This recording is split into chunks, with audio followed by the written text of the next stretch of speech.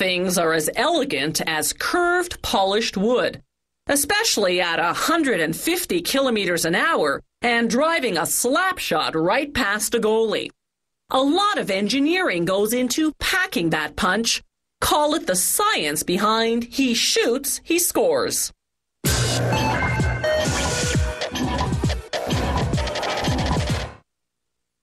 The Irish, some 1,200 years ago, were playing hurling, a form of hockey on grass with simple goal zones.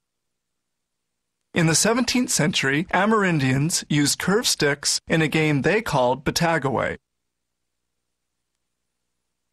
The sport we play today was developed by British soldiers in 1855 at Kingston, Ontario, as a pastime during Upper Canada's long winters.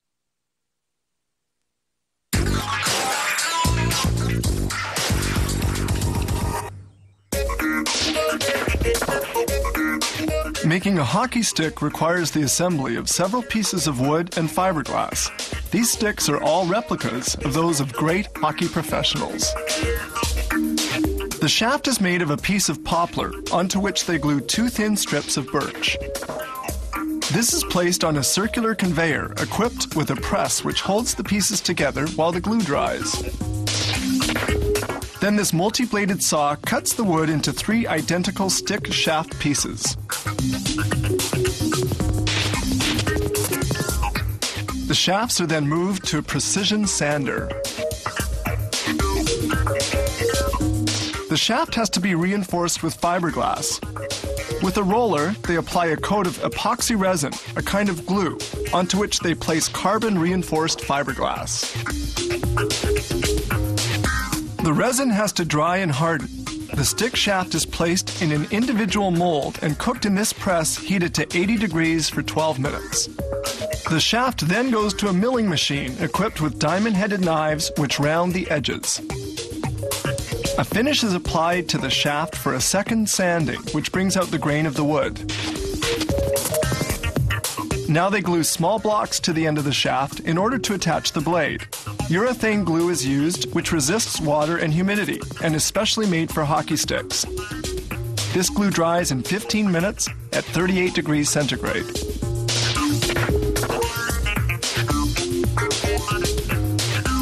This slitter cuts the shaft in wood blocks in order to slide in the blade.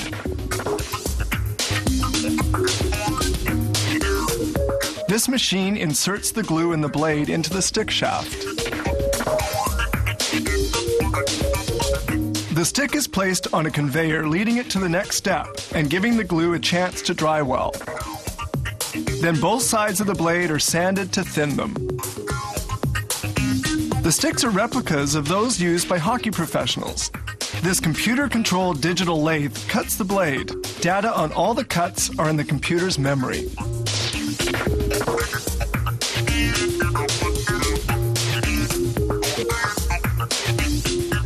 The blade now has to be curved. It's steamed for a minute, allowing humidity to penetrate the wood and make it flexible. Then the blade is placed in this curved mold, where it's heated for 50 seconds at 55 degrees centigrade. The blade is then worked by hand. The new blade is compared with the pattern of a hockey player's stick to obtain precisely the same curvature.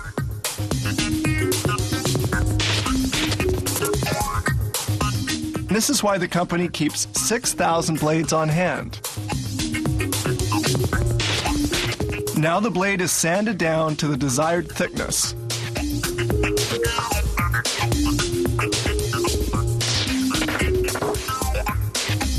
The blade must also be reinforced.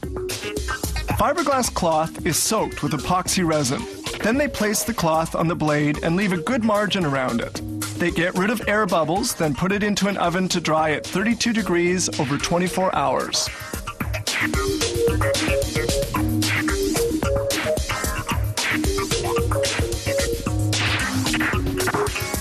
The surplus fiberglass hardens and is cut with a bandsaw. This step requires quite a degree of manual dexterity.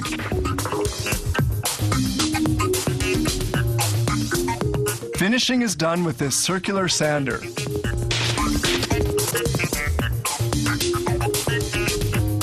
Finally, the blade is dipped into this epoxy resin to give it a nice luster. All that remains is to paint the stick. Here, the company logos are applied via silk screening. Beside the 6,000 personal models of professional hockey players, this company produces 65 other models of hockey sticks. Each week, they make about 40,000 for an annual total of 1,600,000 sticks.